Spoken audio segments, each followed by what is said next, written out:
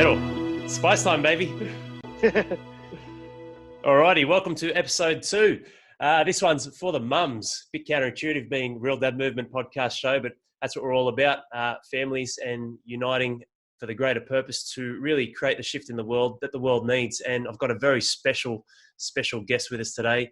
His name is Dan Suckling. Hello, Dan, and welcome to the show. Hello, how you going? Good to be here. Good, mate. Good. How are you? Mate, just quickly before we dive into, give the guys a bit of a taste. Dan's a New Zealander, so apologies for that. But Dan runs a successful business in helping mothers be their best versions, and he's helped over thousands of women and mothers. And pretty amazing your journey, Dan. And I've known you for a period of time now, and fascinating, mate. But I guess the first question on everyone's mind who's heard up until this point is, where does spicy come from? I really don't know. I really don't know where that word spicy came from. It's just there, mate. Just that good at what you do, mate. It's the tag, the nickname. Oh, mate. Spicy man, unreal. But yeah, mate. I'd love to start with yourself first, Dan, and your story, which is going to lead you to diving into Super Mums Elite and how you help create a shift in lives, families, and ultimately communities, mate. But I'd love to see where you come to that point and where you've come from, mate. So I'd love you to share some of your background, your story, and growing up and whatnot to now. Yeah, 100%. And it's quite a story. So I was actually born in Sydney in Camperdown, and my parents are both from New Zealand. Sort of grew up in Australia for most of my younger years. My dad was actually inside of the exclusive Brethren Church, which is like a religious cult who don't watch TV, don't listen to music. My grandparents are actually still in the church, and we're not actually allowed to connect with them. They're not allowed any contact with the outside world. And, my mum was born in New Zealand. She had quite a rough upbringing, being sexually abused by my grandfather. And that's a whole nother story. But anyway, so when I got to the age of 14, my grandparents actually forgave Dad in the church, and the whole church put together $60,000 for us to move back to New Zealand to live over there. So we ended up moving over there, and the environment that I was in Australia was really, really good. I had really good friends, really good school, and I was quite popular as well. So when I actually moved to South Auckland, it was quite a rough area, and just being young, trying to fit in, I ended up fitting in with the wrong crowd, essentially, and people that were really negative, narcissistic, and rough sort of guys that would just fight and put people down for fun, and I ended up getting really consumed inside of that environment. And so I remember one night I was walking with two friends that I'd actually met there, and I got yelled at by, about 12 guys down the street, and they ended up chasing us and beating me to a pulp. And I remember just laying there, face down, and being pulled up from the back of my shirt and just being told, just run. And from there, I had paranoia. I had some sort of level of anxiety at the time, just being so scared of, I just used to sprint into shops because I'd be so scared of getting beaten up again. And so, how old were you at the time, mate? 14. I was 14 there. Wow. You had guys and were these fellas like this older than you, same age, or what's they? Older. That was probably about 18, 19 years old. And yeah. And so I've been a league player my whole life. Like, brought up playing league since I was 4 years old, and went to play league over in New Zealand, and ended up being too young for the team. And the next grade up was just looked like grown men. So I was like, no, fuck this. So I ended up going to boxing, where I could actually fight people my weight, and I was only 47 kilos at the time, and seemed to thrive really well in that. I think a lot of that stemmed back to a lot of the emotion that happened inside of my younger years at the time. And then so got involved with the wrong crowd, really bad environment. Got to the point where, my parents' house was just like the hangout house, the party house. And I remember one night my parents knocked on my door and came in and said, we've got a one-way ticket for you to go back to Australia. I was only 16 years old, no family over there. He sort of set me up with a job with some brethren through his dad. And lived over there for 2 years. And, being involved in this new environment in South Auckland, that ended up being the new normal from me. And then so when I went back to Australia, rather than going back to my old friends that were really good friends of mine before I came to South Auckland, my whole mindset shifted to, this is my tribe, and ended up just staying inside of that environment and operating the same way. So I ended up going pretty much bankrupt, and had a breakdown, and, addicted to drugs and all that sort of stuff. Begged my dad to take me back to New Zealand, came back to New Zealand, and then I just went back to the exact same environment. So I ended up moving up north, met a girl there, got into boxing, and yeah, one night I was at a boxing tournament, and my dad pulled me outside and said, Mum's been taken away to the hospital. She's really sick, which was like a regular occurrence to me. So I didn't really think too much of it at the time. Did you say she was a bodybuilder or something, mate? Is that right? She used to compete, or? Yeah, she was an international bodybuilder. So she flew all around the world competing and stuff like that. And yeah, one hour later at this tournament, my dad pulled me outside and told me that she had passed away suddenly. She was only 49 years old. And from there, I basically just spiraled and started doing drugs twice as heavily, and sort of the only way I knew to deal with my emotions at the time. And then later on, got diagnosed with depression from the doctors, and yeah, spent a huge chunk of my years after that sort of trying to deal with the loss of my mum, and I invested, quite a lot of money, over $100,000 into mentors and, studying human behavior and human psychology and stuff like that to actually understand how to pull myself out of that emotional spiral that I was in. And it's not until I sort of pulled myself out of that I could see the emotional, like the rut that my mum was in, constantly stressed out, feeling unfulfilled, lacking confidence, lacking love for herself, and not actually feeling like someone that's worthy and can actually, it's a shame as well, because I know that if I was doing this now and mum was still alive, I mean, so much would have changed. Yeah. I can imagine, mate. And how did it affect you, like seeing mum like that at the time, not knowing, compared to now knowing about, your human psyche, and how, I guess, not just your mum, but a lot of people can fall into that pattern? Yeah. 100%. And I mean, at the time, I didn't even really think much of it. At the time, it was just like the normal thing for me, to see that. But I guess it's not until I shifted my mindset and changed my perspective around, the way I see the world and the power of our mind and how we can actually change our perception. And we do have control over every single situation inside of our life. And, life is a series of choices, and it's based around your perception and how you choose to move forward with those decisions. So, it's not until I pulled myself out that I could actually see, like, holy shit.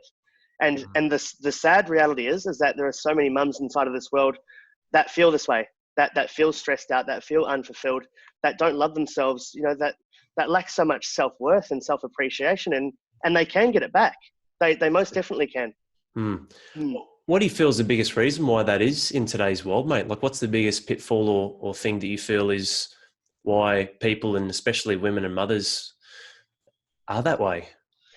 Well, I think, since the day the kids are born, the mother puts so much time and effort and energy into the kids and the family, just trying to be the best mum that they can be for them. And I completely understand that. But somewhere along those first initial years of becoming a mum, it's like it gets to a point where it's like, shit, what about myself? And, all of a sudden it's like, wow, I've spent the first 5 years of my kids being born, not looking after myself. And it's understandable to actually, you've got priorities change, responsibilities change. It's completely understandable to pour into others. But at the end of the day, if you're not pouring into yourself, you can't actually give the best version of you to your loved ones. And I truly feel like society has conditioned so many mums to believe that if you're not looking after everyone else's needs before your own, that you're being a bad mum, which I think is really, really wrong. If you're not looking after yourself, you can't look after others. And if not now, then when? Exactly, mate. And it's that simple formula I'm sure you've seen, and I've put it on my videos as well, that you're not 100% within yourself. How can you give 100% to anyone else? Same with fathers, same with anyone for that, right? You don't have to be a parent to realize this, and you might be running at 20, 30%, which means in a selfish way, you're being even, in a selfless way, you're being even more selfish by not being the best you can be first, so you can give more to those around you. And it's funny you mentioned that, mate. Do you feel there's something else, even maybe around technology and the modern day on social media and what's perceived to be the norm, or these facades that are put up as well, that could most definitely play a role in women's and mothers' mental well-being? Most definitely. And I think, societal conditioning is like, we've got the perfect body and the perfect relationship and the perfect mum and the perfect kids and all these sorts of things, where at the end of the day, all it's doing is just leaving us feeling irrelevant and insignificant. You know what I mean? And I think there's this lack of inauthenticity, in the world right now, where people are scared to take off the mask and actually be their authentic selves, in fear of judgment and fear of, looking like an idiot to others, where, at the end of the day, there's always going to be people that are going to throw stones at you, not like you. And I think that the moment that you can be truly, genuinely happy is the moment you can actually put down that mask and be yourself completely without fear of judgment. Absolutely, mate. And that is absolutely spot on. I agree with that 100%, because if you can have that self-love and self-worth, then you don't need to worry about being all things to all people. You just do you. You live your highest truth and be the best you can be. And when you're doing that, it'll naturally come from a place of happiness, fulfillment, and love. And from there, you'll have greater impact with those around you anyway. Mm.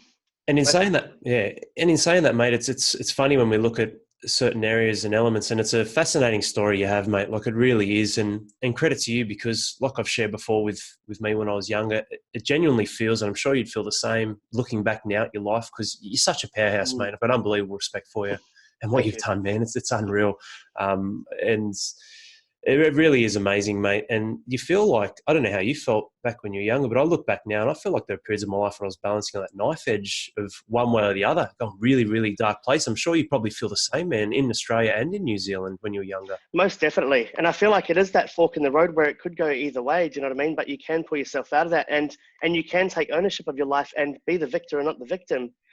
And like I said, life comes down to a series of choices. And one massive thing that I coach these mums through as well is that, every single life event, every single piece of information that's come through all of our five senses since the day we were born, it sort of shapes our identity and our language and what we focus on and things that we believe. And ultimately it governs our actions each and every single day, So it's really about having the awareness and the perspective to be able to identify these things that are holding us back internally. And the weight loss is just a symptom. If you can change the internal, the external will happen as a result. Yeah, absolutely, mate. And that's the key thing, looking at the environmental factors here, both with anyone that we're working with, and in particular for you mothers, mate, and myself working with fathers, in seeing that with your environment, if you can control and shift the internal first and change that, then the externals will come as a byproduct, like you said, or the symptom like fat loss or more energy or feeling better. And that's the big thing as well. That's what I love about the areas that we work in, mate, with working with mothers and fathers, because people don't realize, like you said, we are a collective of what we've been conditioned to see, feel, touch, and believe, the senses, like you've touched Most on, as definitely. well as life experiences. And the beauty of being an adult is we can change those, mate. We can change those environments and change certain metrics to serve and suit ourselves, to change our lives ultimately. But the big thing with children is they can't, can they? Their environment is Yeah. heavily dictated or controlled by their parents. So how do you feel? And we'll absolutely dive into super mums in a sec, but how do you feel working with mothers and changing their lives affects their children, mate? It's 100, like just everything they do, everything they say, the way they operate, it's being replicated by the kids. And if chances are, if a mum has body image issues, the son or the daughter is going to grow up with the same body image issues as well. So you're really setting the standard and paving that pathway for your younger generation and generations to come, your grandkids and your great grandkids. And it starts with you. It really, really does.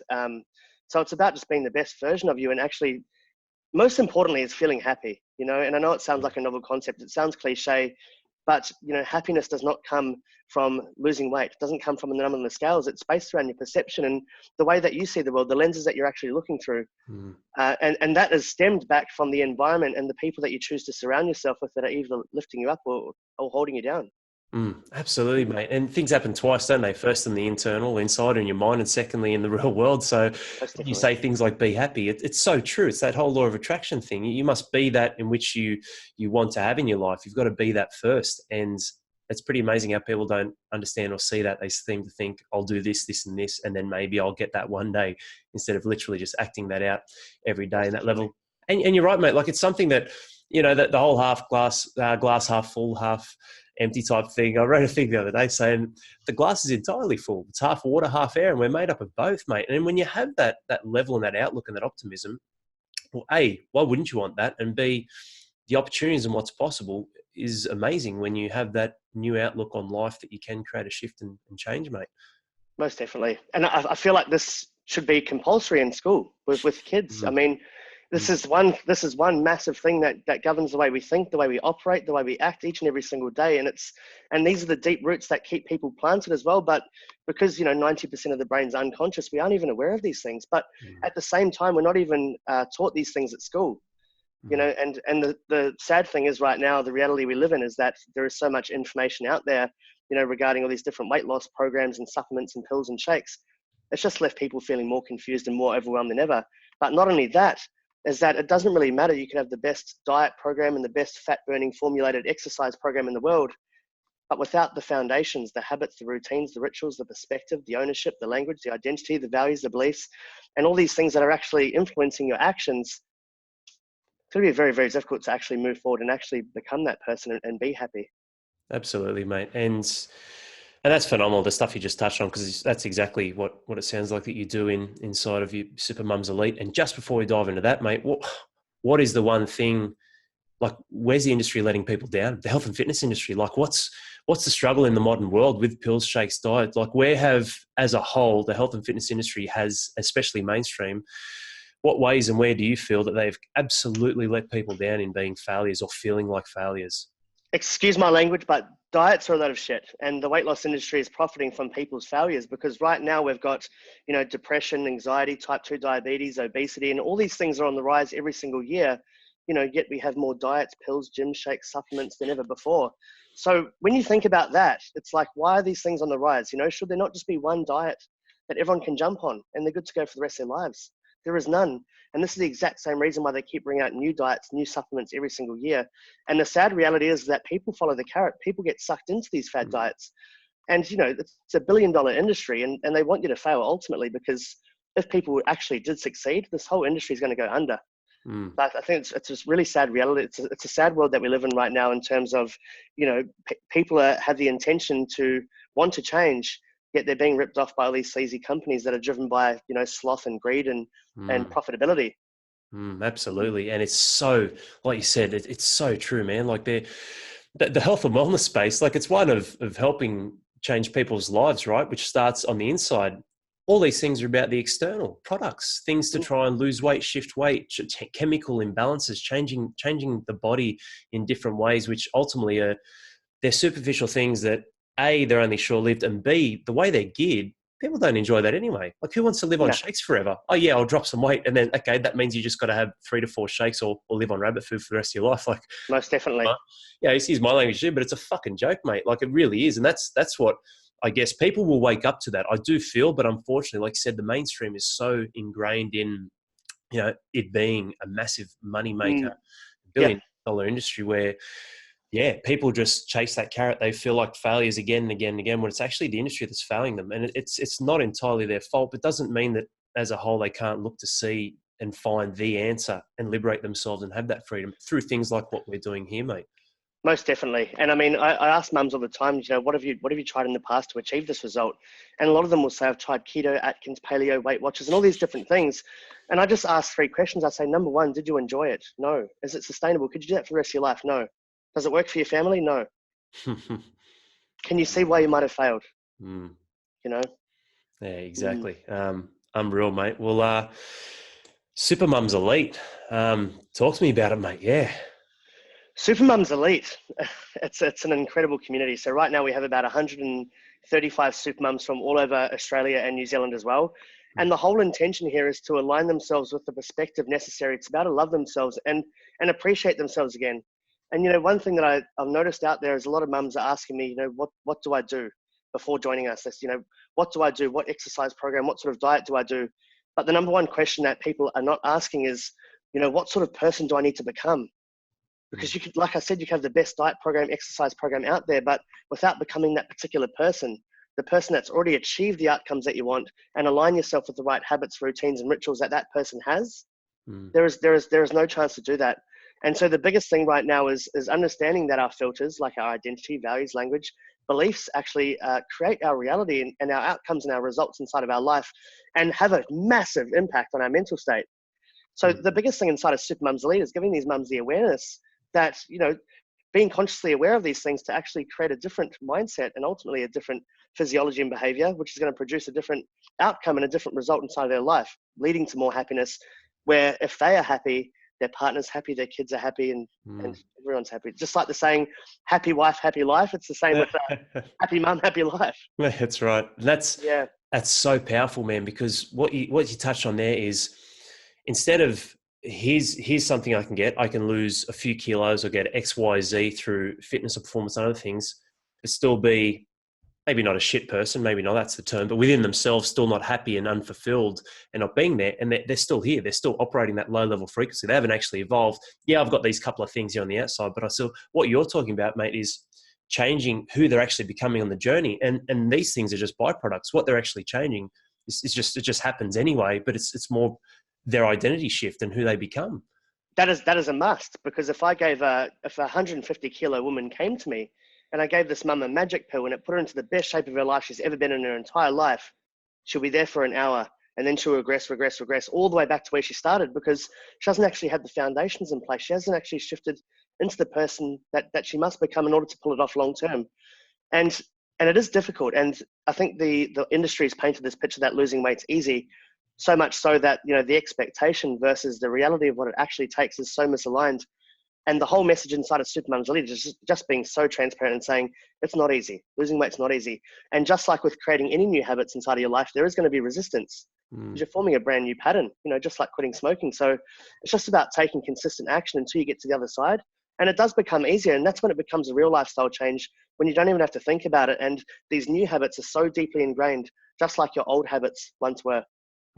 Absolutely, mate. And you know what, you're spot on there, like strength through vulnerability, right? If you can't be open and honest and have that transparency with yourself, how can you change? Or like you said, how can you get past the friction or the resistance that we do ultimately face? And it's pretty amazing when you look at that and who they become in their journey, in being open and being like living their truth, just being honest with themselves. And it's funny when you look at that, mate, because you can almost argue that is there really an end destination? Because it's like, okay, I lose X amount of kilos or this or that. It's like, well, what does that mean to you? Who does that mean that you become? And then, okay, you achieve that goal, but guess what? We've got your 40s or your 50s or your 60s and 70s, and there's all different stages of life as well. So I think, well, from what it sounds like and from the engagements we've had, mate, what you're doing is helping people continuously transform and basically up-level themselves through the different stages of their lives, instead of this is just a set and forget, drop some weight and then she'll be right, mate. Most definitely. And it's not a race to get there. It's making sure that you actually get there, you know, and it's a long journey. It is a long journey and there is no end. I get mum say to me all the time, you know, I'll be happy when I lose 10 kilos. I'll be happy when I do this. Like, when will I be happy? When I get to the end, that's when I'll be happy. But I tell them all the time, there is no end. There is no end to be happy. That's right. Absolutely. That's the thing. I was thinking about that the other week. I was like, well, when does it end? Like, even for myself, you know, I want to get to this body fat or achieve this or that. Well, what does that mean now? Like, you're 33 years of age and you're going to be 40 and then 50 and you're going to be a different man in different stages. And same with women, same with fathers, same with everyone in this world. When I say different stages of lives, it truly is a different life. Like, your life's completely different now than in your teens, than in your 20s. And as it should be, mate. This is the gift that life is. And as sooner that, rather than later, when people realize that, it actually takes away that mask firstly, and then that whole facade of, this is what you need to get to, here's your timeline, here's your thing. And it's like, well, let's work for a macro result. And the macro result is an everlasting one of who you actually become. And then, yeah, there's micro wins in there. Most definitely. And it's just about becoming 1% better every single day. And if you can do that and not see it as a race or a destination, just enjoy the journey. Most importantly, you know, over the span of 1 month, 2 months, 1 year, you can look back and you can actually see the contrast of who you were to who you are today. And that contrast of who you become today is going to be completely different to the contrast that you're going to be next year and in 2 years. And you're constantly growing and constantly improving, not just as a mother, a partner, but a human being.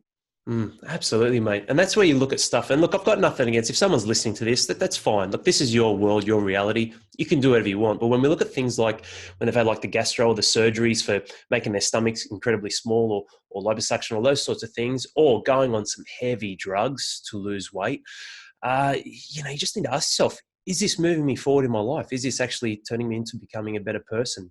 Or is this purely validating external metrics in which society has deemed me not fit or not necessary to be in form or in shape with other people? So I need to change that. But you're not even changing yourself first. And that's the trap, isn't it, mate? When people, because they're still the same on the inside.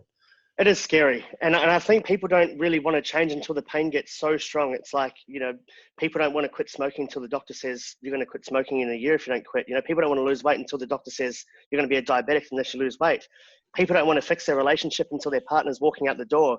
So why do we have to wait until things are so bad before we decide to make a change? if we can actually have had the awareness to future pace ourselves, based on the path we're currently going down into the future, asking ourselves the simple question, will I be happy if I continue down this path based on, where I am right now in 10 years time? Am I going to be happy? Because if not, something needs to change. Yeah. And there is support, and there is proper coaching, and there are real coaches out there that truly give a shit about their clients' results, and it's just a matter of identifying who out there is real and who out there is just trying to scam you, because there's a lot of scams out there, unfortunately, but that's the world we live in today. Yeah, no, it is, mate. And, at the end of the day, it'll help people like yourself and me rise up and through the genuine nature of what we have and hold true. But unfortunately, people still get caught up in that as well, don't they? Or they fall for it, which is a shame. But you're absolutely right, mate. There is a genuine, pathway for people to get there. And with yourself, I'd love for you to just share, I guess, some of the major transformations or biggest feedback and results that you've gotten with your mums, or touching a couple of things on how it's changed their lives and those around them. We've had some crazy transformations inside of our program. We had one mum that felt like she just wasn't being the role model at all. She couldn't run around the block. She was 35 kilos heavier than she is right now. She had post-traumatic stress disorder. She was on medication for depression. So, we've cleared depression, we've cleared PTSD, we've saved relationships, we've done so many things for so many lives. But at the end of the day, it really just starts with that decision of like, are you ready to change? Are you ready? Because like I said, if you're to future pace yourself into the future, if you're not happy with that outcome or with that future that's going to happen, if you don't actually change, then something needs to change. But I mean, it starts with a decision, and that's it. Life is a series of choices, and it really just comes down to a red pill or a blue pill. If I do this, if I say yes and I want to change, where could my life go in 1 year, 2 years, 5 years, 10 years? If I don't change, where's my life going to go? And then pick the lesser of the two evils. And the first step is the most difficult part. But from there, once you take continuous action, you're going to start to build momentum until you break through that resistance pattern, and create a real habit and create a real lifestyle change that you can not only pass on to your partner, but your kids and their kids and their kids as well. So it's really a domino effect that we're creating here, Alex? Absolutely, mate. And the big thing is, geez, mate, it's about what you spoke about before, like people getting told they're either going to become a diabetic or die, or things will happen if they don't change quickly. Who would ever want to have that light bulb moment, like that kind of light bulb moment, especially when it can come with irreversible damage or there's repercussions that you just can't fix or change? Or better yet, imagine sitting on your deathbed, and are you really going to be laying there or in your twilight years sitting there going, geez, I wish I drank more beer or alcohol or did drugs or watched more television. And look, if people want to do that again, this is fine. I don't judge people for that. That's fine. But are you living your highest truth and being your greatest version? And we, looking at that, it's like, do people really need to get to that stage? And like people also feel that, and especially women and mothers, like I've got absolute respect for women and mothers and what they do and how they sacrifice for our community. But, like you said, they've been conditioned to feel like they just have to do this for everyone else first. Let's say, and this isn't a plug by any means, this is purely advice, but let's say there's some mothers listening to this right now and they're really empathizing and resonating with what you're saying, mate. There's a lot of women out there or mothers out there that probably feel it's too late, regardless of their age. They probably think, I can't do this. It's not possible. I don't have it. They don't have a level of belief. How would you counter that, mate? Like, what would you say to those people? You probably get them coming through your program. It's never too late. We've got mums inside of our program that are 65 years old, so it's definitely never too late. And if you're in your 40s, I heard that life starts in your 40s. But this whole thing around feeling guilty and selfish for putting your needs first, which is completely understandable, because the moment you had kids was the moment your responsibilities and your priorities changed. But I want you to think about this: if you're happy, if you're confident, if you've got more energy, if you feel fulfilled inside of your life and you're less stressed, is that really selfish? Who's going to benefit from that? Every single person around you. I would go as far as saying it's selfish to not put yourself first, because you're not actually able to give the best version of you to the loved ones. Absolutely, yeah. And what would be the biggest roadblock? The biggest roadblock when you're talking to mums, they say that they can't. Is it time? Is it lack of belief? Like, what is it that you find? Lack of self-belief. And the lack of self-belief doesn't just come out of nowhere. It's always stemmed back to the past, either something from childhood or something someone said or something someone did, and we've actually adopted that and picked up that belief about ourselves, and we're walking into the future with it. And it's something that I talk to the mums about a lot, is having the past, the present, and the future. And so many of us will label ourselves to be something from the past, bring it into the present, and walk into the future with that like a mask. Mm. For instance, someone saying like, I'm lazy. And I'd say to them, are you lazy or were you lazy 2 seconds ago?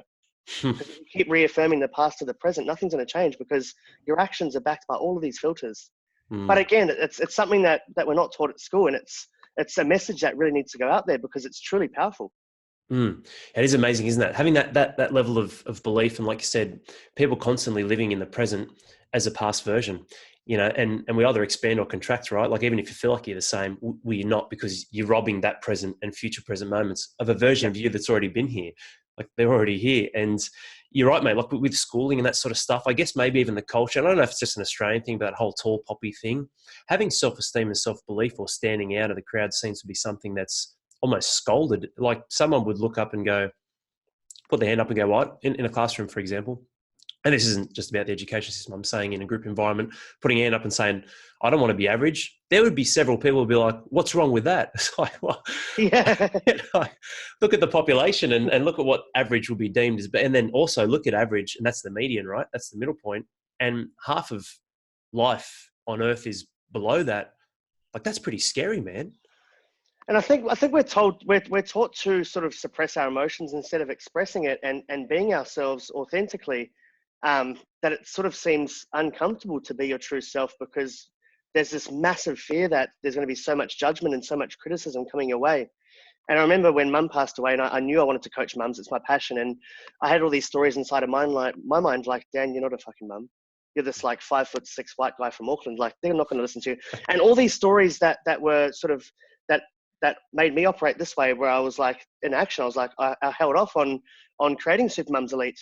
But in that sense, it's like if I chose to believe that story, because I have a choice, if I chose to believe that story, there would be no Super Mums Elite, there would be no Dan Suckling, and ultimately there'd be no 1,000 plus lives changed. And what a waste that would have been.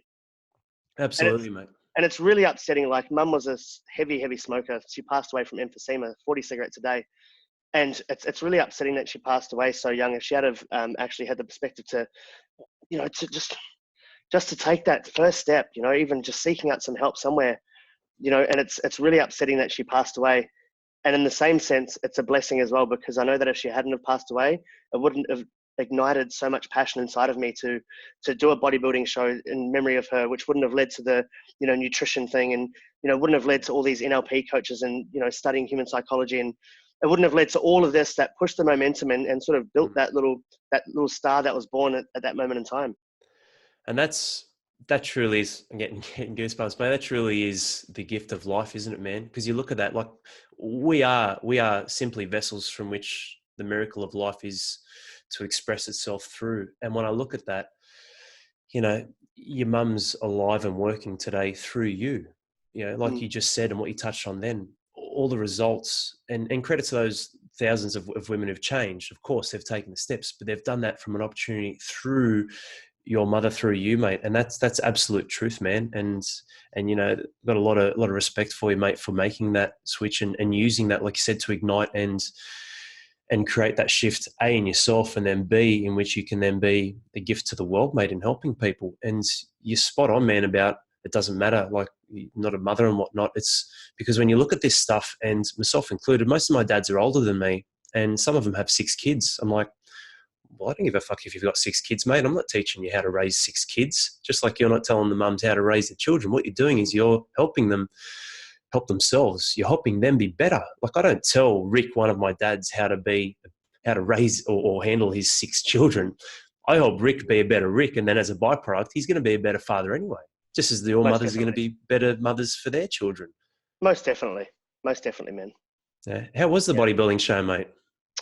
It was good. It was a good experience, but probably not for me. But I really enjoyed it. It was a really emotional time for me as well. I was crying on stage, and they sort of made an announcement about Mum, and it's awesome. And I feel like the reason why we've been able to get such amazing results for these mums, and I'm working relentlessly.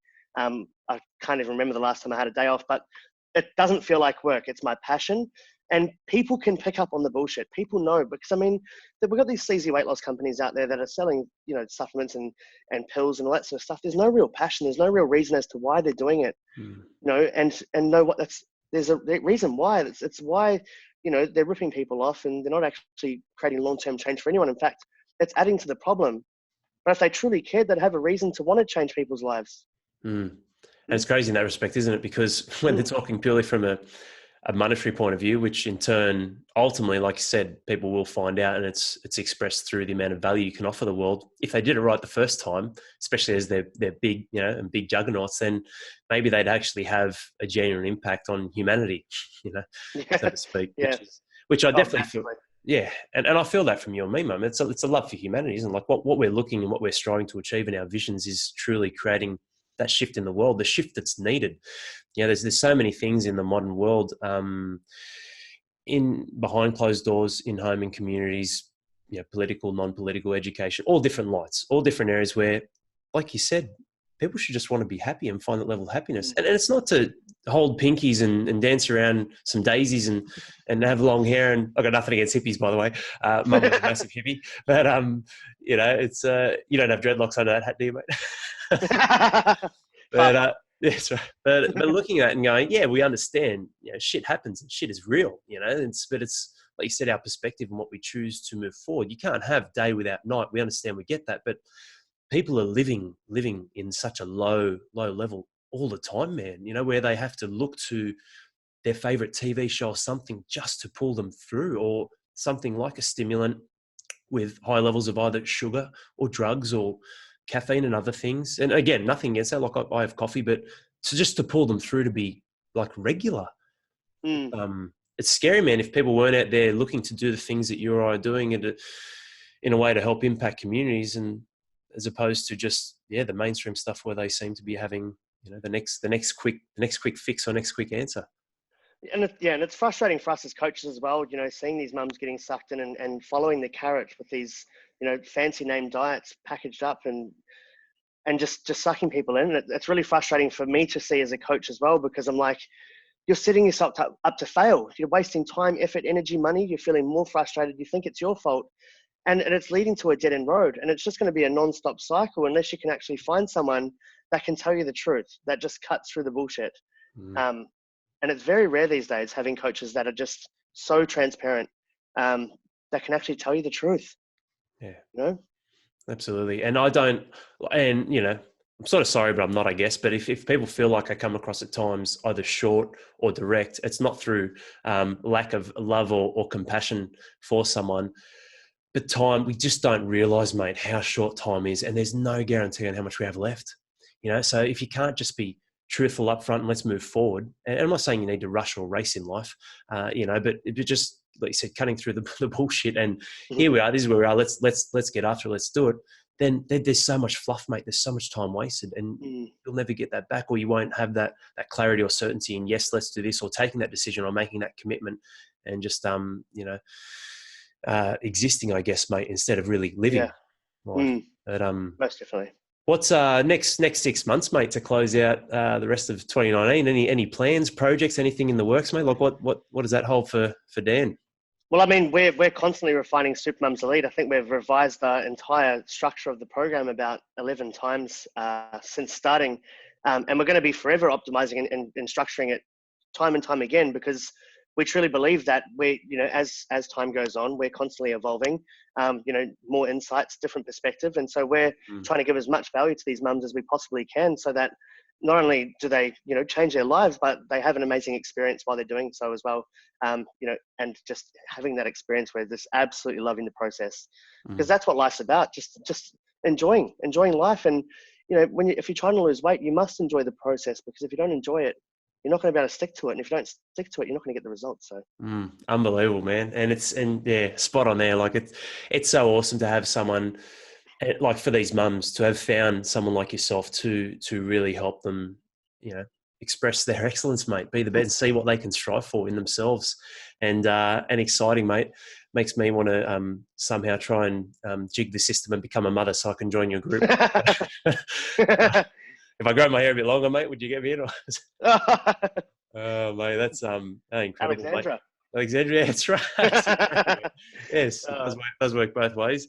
But no, it's unreal, mate. It's been awesome having you on too, Dan. Like, your time is Thank you obviously for having very me, Alex. powerful, I just mate. wanted to say I really appreciate you taking the time to Mm. bring me on. I really enjoyed it. No, it's been great. It's been great to catch up, mate, and share your story and part of your vision and your why and your background, mate, which is very powerful, man. Like I've made some notes here because it's inspiring, man. It truly is. And like you said, people will see that and attach to that, and leaps and bounds, brother. It'll only grow and grow.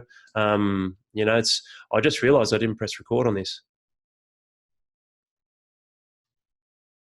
I'm just kidding. My man. Oh, sorry, mate. People will be on the podcast listening go, what the hell? Geez. Mate, it's been an awesome show. I hope you guys have enjoyed this. And, just to the ladies and the mums out there, again, this certainly isn't a plug at all. Like, Dan's real. If there's something you're looking for in your life, or even just to check in, because Dan offers a lot of value, to society and communities. If there's something that you ladies and mums out there feel you resonate with in hearing this, check him out. Super Mums Elite, Dan or Daniel Suckling on Facebook, so to speak. I'll pop some links in on the on posting this in the info section. But I hope you guys have really enjoyed this show as much as I have. It's been unreal to see this, because this is mate, this has been awesome. This is what it's about, because when I see this sort of stuff and what you're doing and the impact you're having, mate, like, that reinvigorates me. That re-inspires me. And it's not that, you always have to have that, but human beings, mate, like, everything's energy. Life is energy. When we have this, like, I feel pumped just hearing your story and what you've done and what you've done here. And I'm not even mum, mate. It's just seeing the impact and the changes you're having, and vice versa, mate. I'm sure you're getting good feeling tips, and people listening to this as well. It's going to inspire them. There could be a 23-year-old guy who's listening to this, who's one of my friends, who's on the way to the gym. Again, this will birth him some more, gift him some energy to move forward and have that level of perspective and that appreciation, mate. And two things quickly I want to get your thoughts on before we wrap it up. Gratitude and reflection. Gratitude. It is the pinnacle inside of Super Mums Elite. It's one of the most highly... we practice gratitude every single day inside of Super Mums Elite. And the thing about practicing gratitude is it begins to shift your perspective, because we live in a world right now where everywhere you look, there's negativity on the news, there's negativity in the newspaper, friends and family. Everyone just seems to be so consumed inside of negativity. And so being able to practice gratitude consistently on a daily basis, and just like with any other habit, like I said, there's going to be resistance at the start.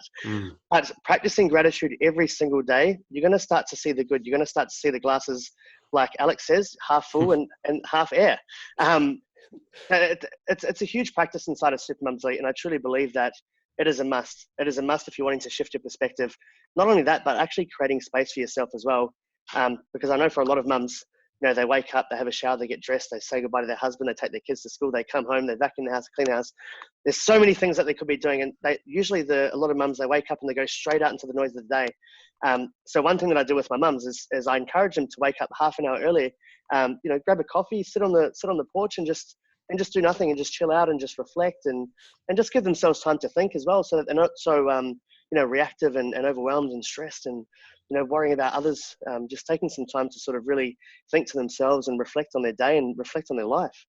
Unreal. No, it's so good, man. And it's an amazing thing you're doing, mate. And it's, like I said, it's inspiring me. And again, mate, pleasure having you on board, and I've really, really appreciated your time, mate. Pleasure being here, Alex. Thank you so much. Awesome. Well, look, that wraps up episode 2, guys, of Real Dad Movement podcast. Look, it's been an amazing podcast, really running through Dan's journey and sharing who he is, where he's come from, and who he continues to be, which is a phenomenal man and one of, top shelf in my eyes, and a high level influencer and performer in helping people create the change that they really need in their life. Because Dan's not just helping mums, like we spoke on, he's helping the children, the people that mums engage with, social network groups, their work colleagues, career paths, everything. And that's the beauty of this. You affect the life of one person, you're essentially affecting at least 5 to 15 others. And I just want to take this time again, mate, to thank you for being part of my show. Really appreciate it.